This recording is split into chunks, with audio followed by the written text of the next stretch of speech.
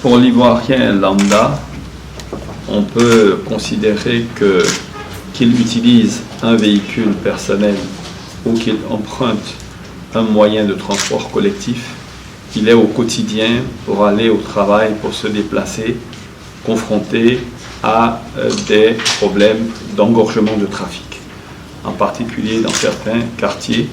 où le développement urbain s'est fait beaucoup plus rapidement que l'infrastructure qui devait suivre. Donc aujourd'hui, le gouvernement fait d'énormes efforts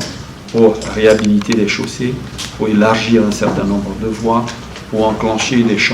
chantiers sur des ponts structurants.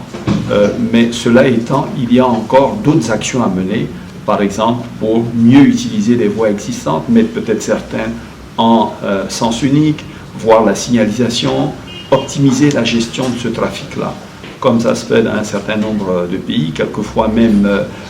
réserver certaines voies pour la journée, d'autres pour le soir, d'autres pour le week-end. Enfin, il y a toute une organisation autour d'une infrastructure de voirie urbaine pour la gérer de façon optimale. Et l'objectif de cet accord qu'on vient de signer, c'est de financer des études et des actions pratiques à entreprendre sur le réseau existant pour nous permettre de mieux utiliser ce réseau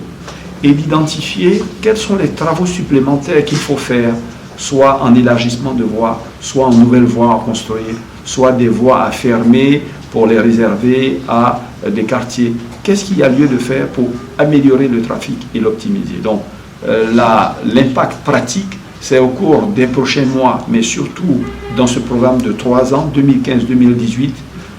d'amener à Abidjan un niveau de fluidité compatible avec le niveau de développement qu'on attend, et en particulier celui de l'émergence en 2020.